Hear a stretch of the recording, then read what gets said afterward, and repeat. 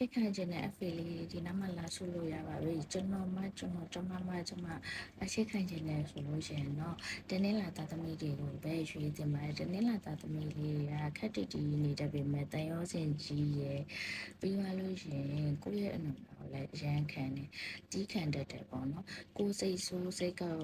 ဘလောက်ပဲလို့သူတို့ဘက်ကပဲစပြီးတော့တောင်းပန်လိုက်မယ်ပြီးရင်ကိုရီးယားရိုမန်တစ်ကားတွေကလိုမျိုးပေါ့နော်အရင်အချစ်မအချစ်ဆိုရယ်လူမျိုးတွေအတွက်ဆိုရင်တော့တနင်္လာသားသမီးတွေက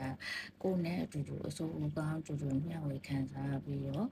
ကိုယ့်ရဲ့တဲ့ညီကိုခံမဲ့သူတွေမှာပါပါတယ်သူတို့ကတော့ခက်တီတီနဲ့နေတတ်တယ်ဒါပေမဲ့သူတို့ကတန်ရောချင်အရင်ရှိတဲ့လူတွေမို့လို့အရာလုံးကိုသူတို့ဘက်ကပဲရှော့ပေးပါလိမ့်မယ်ဒါမဲ့အဲ့လိုမျိုးမို့လို့တနင်္လာသားသမီးတွေကိုနိုင်ချင်နိုင်လို့တော့မရဘူးပေါ့နော်ဘာဖြစ်လို့လဲဆိုသူတို့ကအတေးမှတ်လဲကြီးရဲ့မာနလည်းကြီးရဲ့သူတို့မာနကိုထိလာတယ်ဆိုရင်တော့တနေ့ကျရင်တော့ကိုယ်ပြန်ပြီးတော့ကလေးစားချေတာမျိုးပေါ့နော်အဲ့လိုမျိုးလုပ်သွားနိုင်တာဖြစ်တဲ့အတွက်